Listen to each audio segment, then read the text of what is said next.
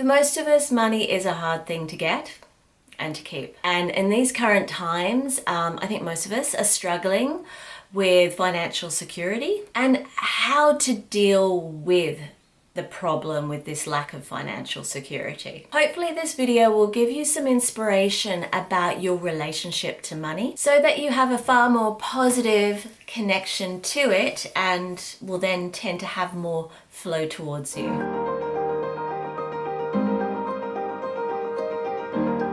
Hi, I'm Rachel Wood. I'm a relationship and life coach with Creative Pathways Coaching. And in this video, we're going to talk a little bit about how to get money to flow more into your life. This will be in two parts because it would be a rather long video if I tried to do one. So it'll be in two parts, so make sure that you watch the next one. As far as I see, I believe that there are 5 factors that allow the continuous flow of money into your life. Some of these factors are going to be hard for you to get your head around initially, but with time, it's worth it. With practice, it will become much, much easier with time. Number 1, release your attachment to money. And the first thing you're thinking is, sure, Rachel, I'll just release my attachment to money.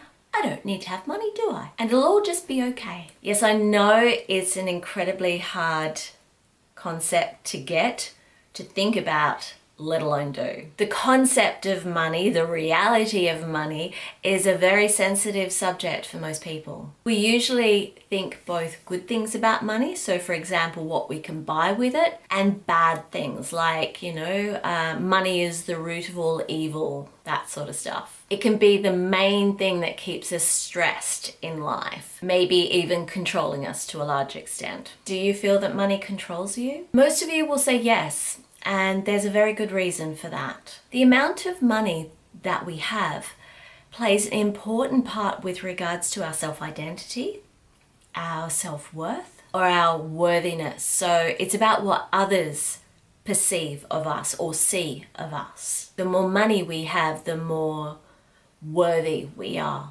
in our society. So of course that's why it's such a sensitive subject. But if you can, and this will take time, try and let go some of these concepts that you have around money. And when I say these concepts, I mean like the money is the root of all evil and that money determines your self-identity. And start to instead appreciate the money that you do have in your world.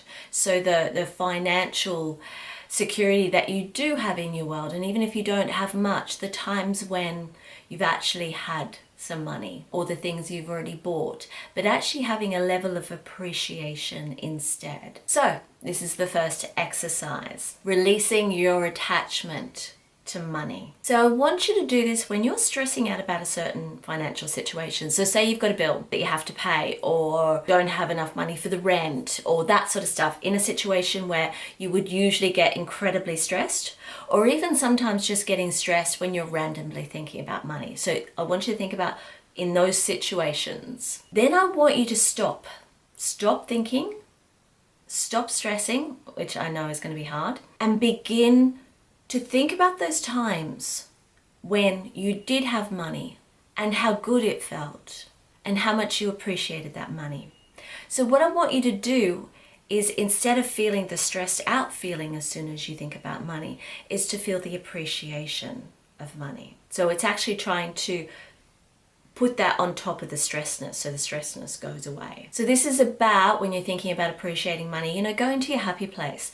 Think about those times when maybe, that holiday that you took a couple of years ago, or that present that you got for your partner that they just lit up when you gave it to them. That dinner that you had at an expensive restaurant, a little while ago. So I want those things that you think about. So as soon as you've got that bill in front of you, put that bill down, stop the stressing, and then start to appreciate those times when you had something good, when you actually spent money and you felt good. And when you do this, I'd like you to spend a couple of minutes doing this. So really looking at money from an appreciation rather than from a lack. To appreciate what money gives you instead. So the concept here is to avoid that stressed out feeling, to actually minimize it and eventually get rid of it. When you stress out, you think about money from a space of lack rather than a space of abundance.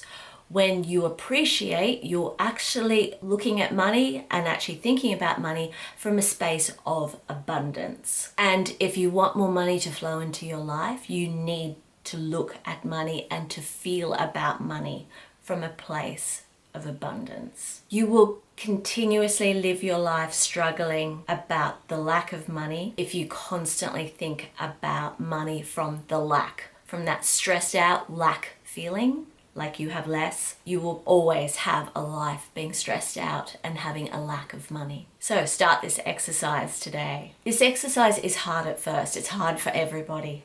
We all stress out about money. So it's hard at first, but with time it gets better.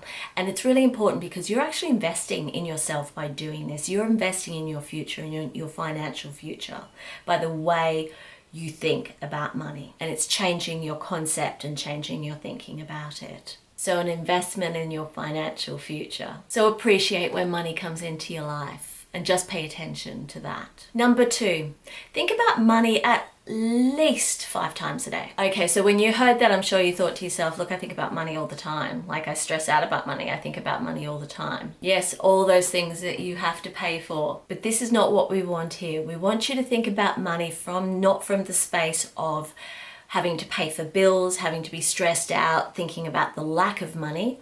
We want you, again, the same concept as the previous tip, the exercise, is to actually think about money from appreciation, from a space of appreciation. And now here's another exercise. So take that feeling of appreciation. So do the first exercise for a while until you really get that feeling of appreciation, and then start doing this exercise.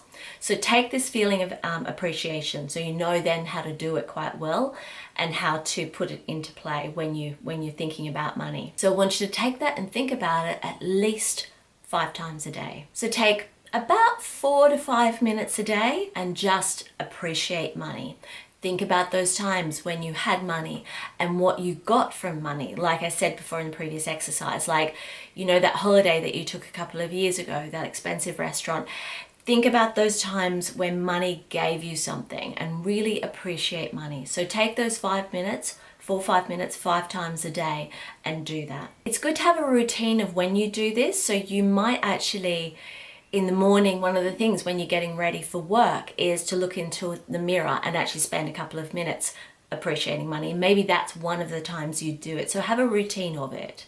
So that way you know that you're doing it at least 5 times a day and it becomes a routine thing for you. So if you do this as a daily thing, as just a daily ritual, a habit that you do every day, you're actually retraining your brain in the way that you think about money. You're thinking about money from the place of abundance rather than the place of lack.